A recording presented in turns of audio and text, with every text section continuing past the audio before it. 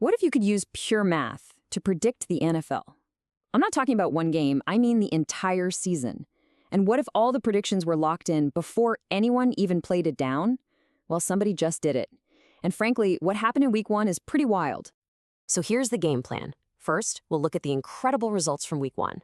Then we'll dive into the pretty clever rules the system uses to decide if it won the week.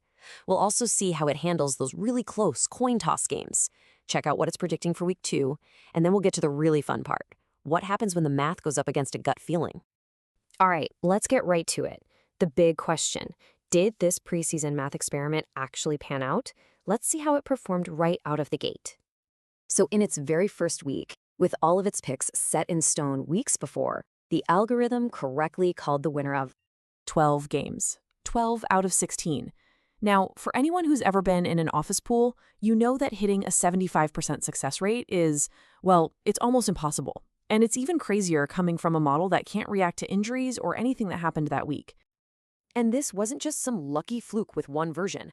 The person who built it tested 3 different models, and as you can see, all of them were successful.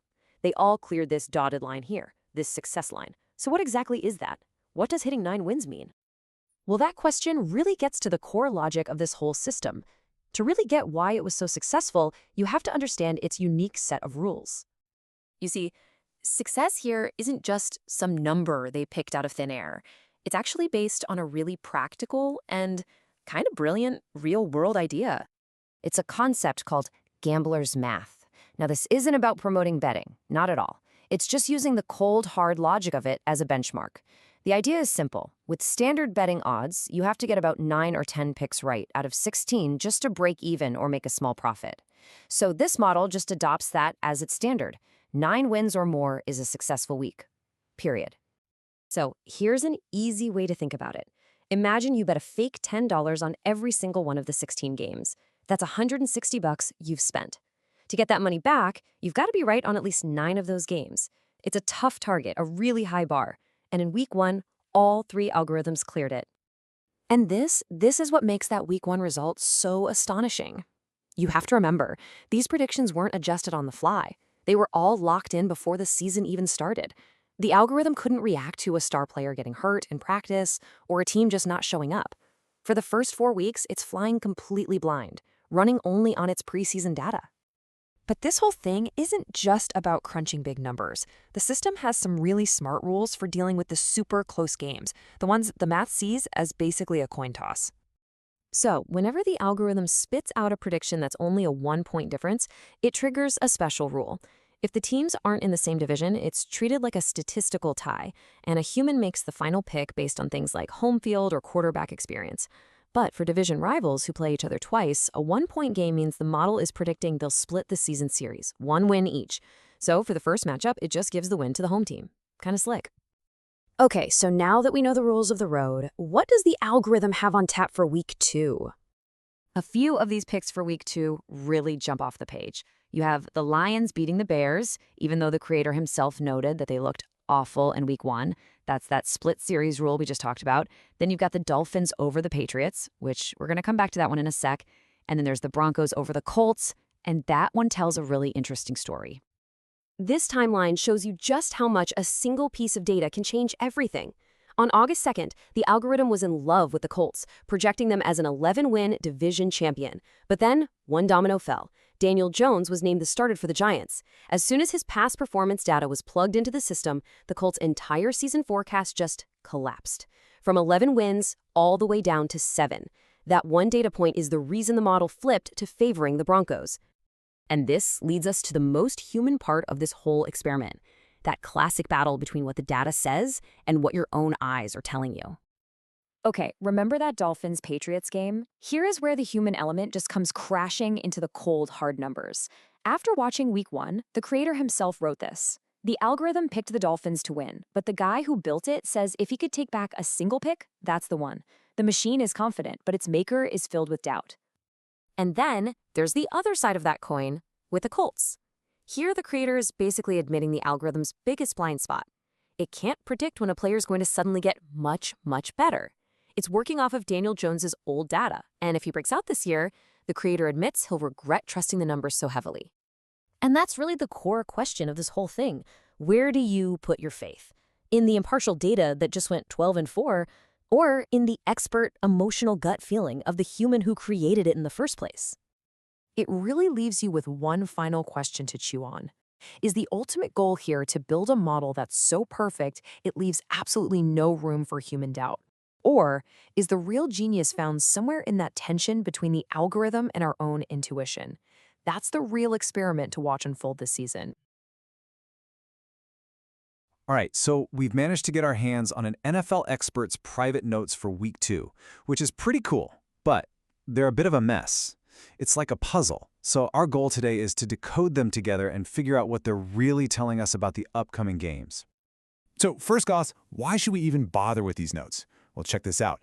This same analyst is coming off an absolutely incredible week 1 where they correctly predicted 12 out of 16 games. That's a 75% hit rate. So yeah, when they make a call, you're going to want to pay attention.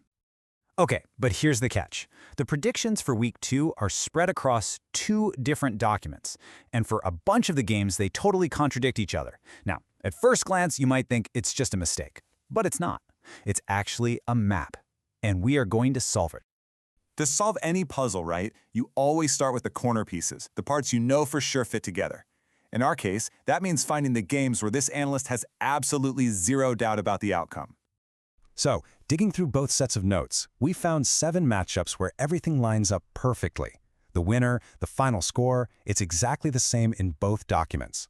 These are what the analyst considers their locks for the week. This is our starting point. And here they are. This table gives us our clear baseline. We've got the 49ers, the Bills, the Buccaneers, the Cardinals, the Cowboys, Patriots, and the Lions. These are the teams the analyst is most certain are going to win. This is our foundation. Okay, let's move on to the next layer of this puzzle. Now, things get a little more interesting here, but the core idea is the same. This is where we get to see the analyst thinking not just about who wins, but how they might win. This is actually pretty fascinating. For 5 specific games, the predicted winner never changes, but the analyst has jotted down multiple possible final scores. What this shows is that they're basically running simulations in their head, playing out different ways the game could go. Here's a perfect example of what I'm talking about.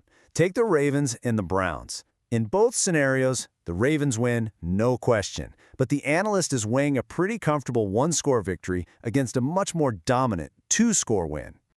And it's the exact same story for the Chiefs and the Eagles. Is it going to be a 1-point nail-biter that comes down to the wire, or a safer, more comfortable touchdown victory? The winner doesn't change, but the story of the game absolutely does. Now look at the Rams and Titans. The potential game scripts here get even more dramatic. They're weighing a solid, controlled win versus a wild, high-scoring thriller that's decided by a single point. 2 totally different games. And for the Chargers and Raiders, it really just comes down to the margin of victory. Is it a confident touchdown win that seals the deal early, or is it a tight, grinded-out win by just a field goal? And finally, with the Vikings and Falcons, it's that same kind of question. Are we looking at a 1-point squeaker that's just way too close for comfort, or a more decisive, controlled 1-score win? It's all about exploring that nuance. All right, now it's time to dive into the absolute heart of the mystery.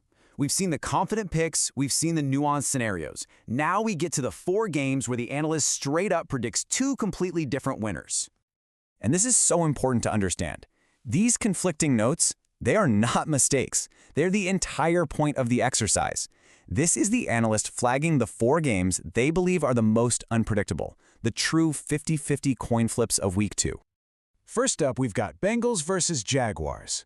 In one scenario, the Bengals win a 31-27 shootout. But in the other, the Jaguars totally flip the script and they take it 27-24. The analyst is saying, hey, I see a legitimate path to victory for both of these teams.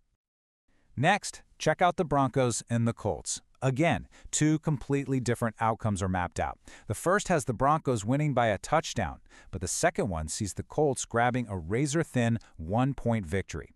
This game is on a total knife's edge. The Packers and Commanders matchup is another one the analyst has put a giant red flag on. And you can see they're even considering multiple scores within each scenario. It could be a 1-point squeaker for the Packers, or a solid touchdown win for the Commanders. This game is pure chaos. And finally, you've got the Steelers and the Seahawks. The notes lay out two totally different possibilities. It could be a solid 27-20 win for Pittsburgh, or a tough defensive battle that the Seahawks grind out 2013. The analyst is basically telling us anything could happen here. So, we've laid out all the pieces of the puzzle. We have the sure things, we have the nuanced scenarios, and now we have the total toss-ups. So what's the big picture?